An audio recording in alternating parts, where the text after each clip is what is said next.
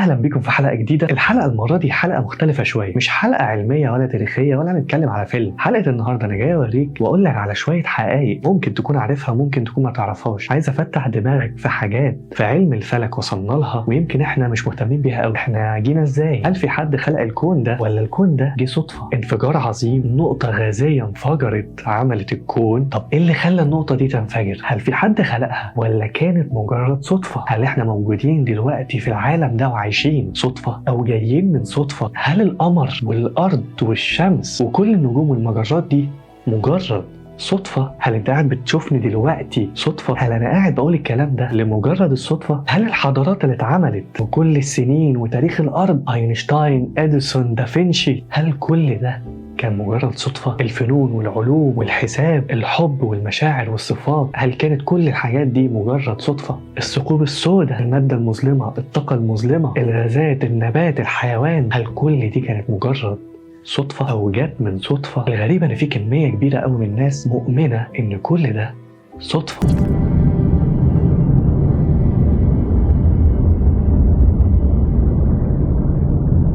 طب ما تيجي نتكلم شوية. تعال نرجع ونقول إن العلماء توقعوا إن الكون ابتدى من 13.8 مليار سنة. تعال نفترض إن هو ده الرقم الحقيقي وإن نظرية الانفجار العظيم هي اللي حصلت فعلا. كرة غازية انفجرت من الحرارة الشديدة والطاقة اللي كانت مخزناها، عملت نجوم ومجرات وذرات وخلايا وغازات مجرد صدفة. جزيئات عملت ذرات والذرات عملت غازات والغازات عملت نجوم والنجوم عملت مجرات. والنجوم لما تموت يبقى ليها طريقين تعمل سديم اللي بيتكون من الغازات اللي كانت كونت النجم فيكون نجوم تانية ونمشي في نفس التسلسل ده. أما لو نجم كبير مات أو انفجر يعمل ثقب أسود، والثقب الأسود ده من قوة الجاذبية بتاعته يلف حوالين نجوم كتيرة فيعمل مجرات. كل ده كان مجرد صدفة. والنجوم اللي جوه المجرات من قوة جاذبيتها القليلة شوية من الثقب الأسود تخلي المواد الحجرية تخبط في بعضها فتعمل كواكب، أو إن الغازات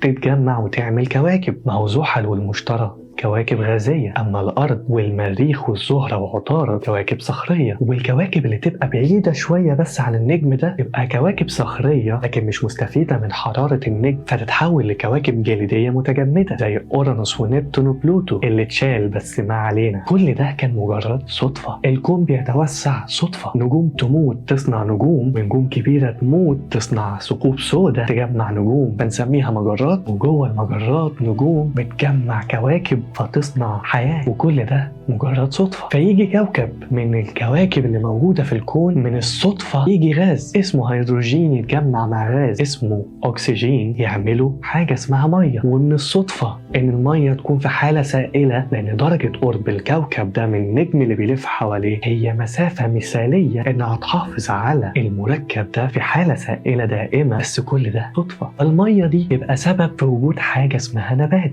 والمركب ده برضه اتجمع جواه خلايا وذرات ومن درجة حرارة مثالية من المسافة المثالية مع المركب المثالي اتوجد الميكروبات. فراح عدى على الكوكب ده عصور مثالية إن الكائنات الحية دي تتطور لكائنات حية متطورة أكتر، ومنها اتوجد كل الكائنات المائية المعروفة أو الغير معروفة. والكائنات المائية تحولت لكائنات برية، فلما جت الكائنات البرية اتوجد الحيوان. وكل ده كان مجرد صدفة. وفجأة ظهر كائن متطور عنده عقل بيفكر بيه وروح هي اللي مدياله الحياة. وكل ده كان مجرد صدفة. ومن الصدفة ان الكوكب اللي اتوجد فيه الحياة كان تالت كوكب. انت عارف لو كان التاني او الرابع كنا يتفحمنا يتلجنا او اصلا ما اتوجدش عليه حياة. طب انت عارف ان لو النجم بتاعنا كان جه في عصر بنسميه عصر الاشعاعات، كان عصر كده في بداية الكون، كان زماننا كلنا متشوهين من كتر الاشعاعات. زي كده لما بيحصل انفجار قنبلة نووية بتلاقي الاماكن اللي حوالين الانفجار لو فيها بشر حصل لهم تشوه. طب انت عارف ان لو ما كانش فيه تابع للكوكب اللي عليه حياة ده بنسميه القمر، عارف ده لو ما كانش موجود كان زمان المية دي رايحة جاية علينا. طب انت عارف ان لو القمر كان اقرب مننا ب100,000 كيلو أو أبعد مننا ب100,000 كيلو كان هيحصل إيه؟ كانش هتوجد الحياة. طب أنت عارف إن لو ما كانش فيه المشتري ما كانش هيحمينا من النيازك اللي بتيجي من بره مجموعتنا الشمسية، فكان هيبقى على الأرض حفلة من النيازك. أنت عارف أصغر نيزك بنتوقع إنه يكون نزل على الأرض من زمن بعيد، عارف حجمه كان قد إيه؟ يعني قد كده مدينة نيويورك. ما هو الديناصورات ما انقرضتش من فراغ، ده لو كان هو نيزك فعلا اللي قتلها. طب أنت عارف النجم اللي بيلف حوالين الكوكب ده لو كان أقرب شوية من مركز المجرة اللي فيه ثقب أسود عملاق كان هيحصل فينا إيه؟ شفت فيلم انترستيلر؟ فاكر كوكب ميلر؟ طب أنت عارف إن لو ما كانش في حاجة اسمها غلاف جوي كان زماني وزمانك دلوقتي مش عارفين ناخد نفسنا؟ أو لو كان في حاجة اسمها كده جاذبية، عارف لو كانت أكبر شوية بدرجة أو أصغر بدرجة ما كانتش الحياة ممكن تتوجد أصلا على الأرض. طب أنت عارف إنه من الصدفة برضو إن يكون أقرب نجم لينا على بعد سنين ضوئية؟ حد هيقولي طب إيه المشكلة؟ ما النجوم دي ممكن تنفجر أو ممكن تخبط في بعض فتعمل نظام ثنائي من النجوم أو ثلاثي من النجوم، وده موجود فمجموعتنا الشمسية دي واللي كوكب يروح في حتة. طب أنت عارف إن أقرب ثقب أسود لينا على بعد مليارات من الأميال؟ كل ده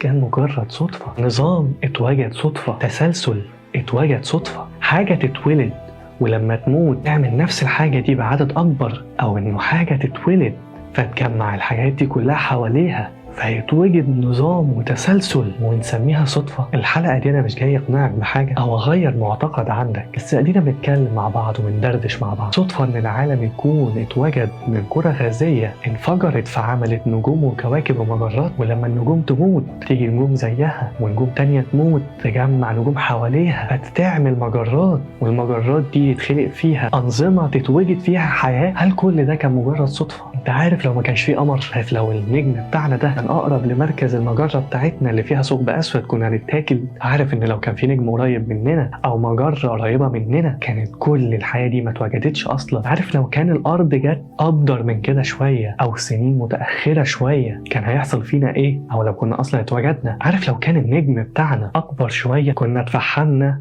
أو بلعنا، أو لو كان النجم ده أصغر شوية كانش هيبقى ليه جاذبية قوية خلينا نلف حواليه بتعمل حاجة اسمها سنين، وخلى فيه مواسم صيف وشتاء وربيع وخريف. عارف لو كان الأرض ما بتلفش حوالين نفسها كانش حصل الأيام، كانش حصل الليل والنهار، كان زمان هيبقى فيه جهة ليل بس وجهة نهار بس، فما كانش هيحصل حاجة اسمها عمليات البناء الضوئي اللي بتعملها النبات عشان تاخد منك حاجة اسمها ثاني أكسيد الكربون وتديلك أكسجين فتشم نفسك. ما كانتش المية حافظت على حالتها السائلة ادتك اكسجين. الميه بتدينا 70% من الاكسجين الموجود في الجو. كان يا الميه اتبخرت يا اتجمدت. انت عارف انه من الصدفه انه اتوجدت حاجه اسمها ديناصورات لملايين السنين عاشت، ولما انقرضت سابت لنا حاجه اسمها حفريات، والحفريات دي لما اتدفنت في الارض واتحللت مع التربه بشويه ظروف ملائمه ومثاليه حولناها لحاجه اسمها بترول وفحم فادتنا طاقه، والطاقه دي خلتنا نعمل حضارات متطوره اكتر. وكل ده على فكره كان مجرد